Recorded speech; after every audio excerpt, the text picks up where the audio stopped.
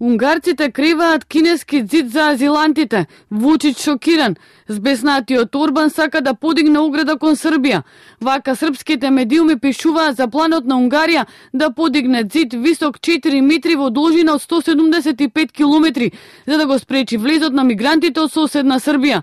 Министерот за надворешни работи на Унгарија, бранејќи одлуката на Будимпешта, изјави дека притисокот од мигранти врз неговата земја е поголем од тој во Италија и Грција и дека биле принудени да го запрат бранот, кој во првите 5 месеци од годинава се искачил на повеќе од 50.000 луѓе. На ова одговори Вучич, кој е изненаден и шокиран од идејата на Унгарија. Верувам да ќе разговарати со премиером Орбаном. Mi imamo i zakazanu zajedničku sednicu vlada za 1. jul. Ja ne mislim da je rešenje u podizanju zidova, posebno ako neko za nešto nije kriv. Jer ni gospodin Orban, videli ste ni naši norveški domaćini, niko ne može Srbiji ništa da kaže. Zašto je Srbija kriva za krizu u Siriji? Со реакција веднаш согласи комесарот за човекови права во Советот на Европа Нилс Муижнијакис. Унгарскиот план е лоша идеја. На мигрантите треба да им се овозможи пристап до азил, а не да се спречуваат во тоа. Високиот комесаријат за бегалци се надева дека Унгарија ќе отстапи од идејата и нема да им застане на патот на мигрантите. Any wall or fence would be a barrier to asylum, and people have the right to seek asylum. This is enshrined in the Hungarian constitution. It's a universal right. We want to make sure that Hungary keeps its borders open and that people are able to seek asylum and have their claims heard.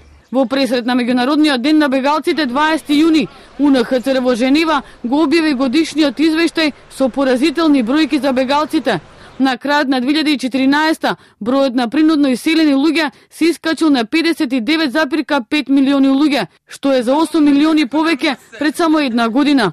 Тоа значи дека на глобално ниво од 122 луѓе еден е бегалец, раселен или е барател на азил. The world became a mess. And if people think that humanitarians can clean up the mess, they are wrong. We no longer have the capacity to pick up the pieces. More and more people are suffering, and more of the people that are suffering have no chance to get protection or support because we no longer have the resources to do so. Најголем дел од бегалците се од Сирија, од каде лани секој ден околу 42.500 луѓе ги напуштале домовите, а вкупно досега има околу 7,6 милиони бегалци од оваа земја.